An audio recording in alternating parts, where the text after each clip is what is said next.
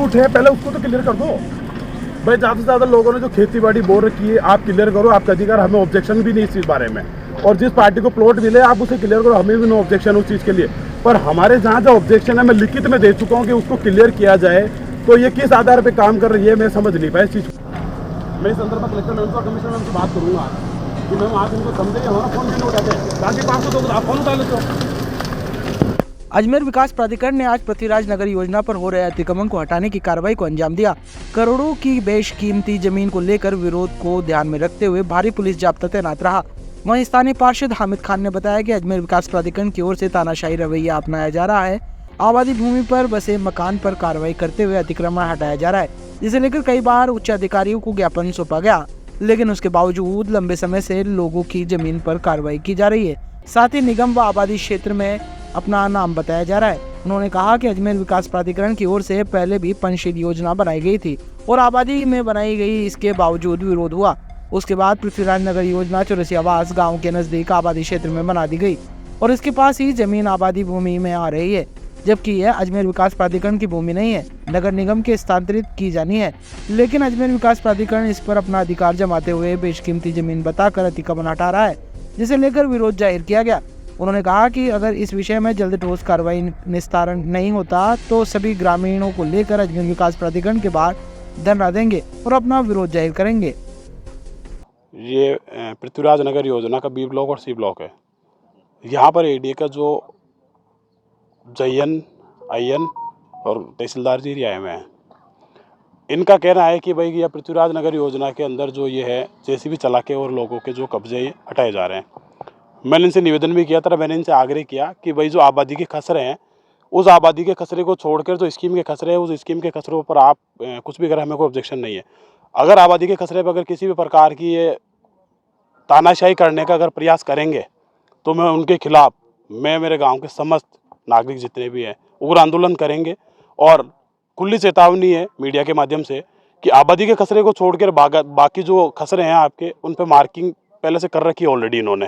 तो अब ये लोग क्या करते हैं, ऑफिस के अंदर बैठ के, मैंने पिछली बार जो कमिश्नर साहब थे, शायद आपको भी नोटिस में होगा, मैंने पिछली बार एक लेटर दिया था और एक ज्ञापन भी दिया था और समस्त गाँव वालों के साथ भी गया था मैंने और धरना भी दिया था।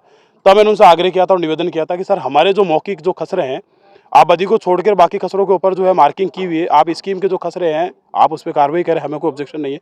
जबकि मेरा गांव जो है 400-500 साल पुराना बसा हुआ गांव है, अगर ये आबादी के खसरे को छेड़ते हैं तो मैं मौके पे ही खड़ा हूँ, मेरे गांव के समस्त नागरिक मौके पे खड़े हैं। हमें किसी भी प्रकार से अगर इनका मुकाबला करना होगा तो मैं डट के मुकाबला करूँगा, पीछे हटने वाला नहीं हूँ।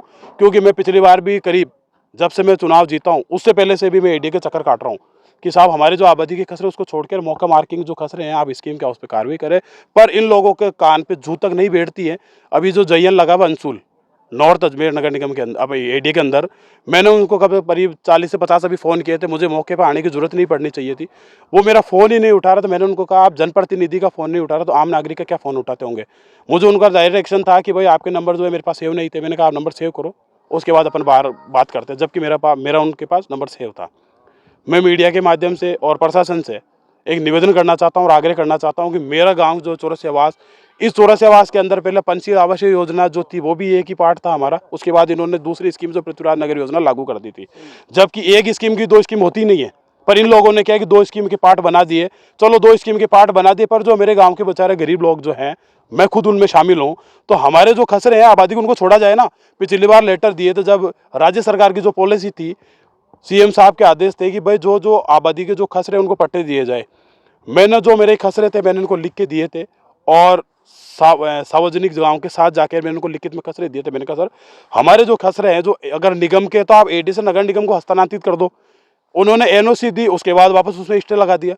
तो ये तो तानाशाही होगी ना सर, खुले खुले। ये तो बिल्कुल इस तरीके से दादागिरियां करके बैठे हैं कि जो करेंगे हम करेंगे। अभी मैंने इनको कहा कि यहाँ से सी ब्लॉक से पृथ्वीराज नगर योजना सी और बी का जो कनेक्टिविटी है, चौरसी आवास तालाब जो महात्मा गांधी स्कूल जो है वहाँ से 80 फीट का रोड जो है मौके पे नक्शे के अंदर मार्क करके और वो क्लियर किया हुआ है, उसके अंदर कब्जे उसको हटाया जाए ना, ताकि लोग जो है मुख्य मार्ग से नहीं होते हुए प्रेम प्रकाश आसपास से सीधे गाँव चौरसी आवास तालाब से होते हुए सीधे यहाँ इसके अंदर आए, लोगों को अच्छा लगे। हम भी चाहे डेवलपमेंट हो, पर डेवलपमेंट इस तरीके से नहीं हो कि लोगों के घर उजड़ जाए।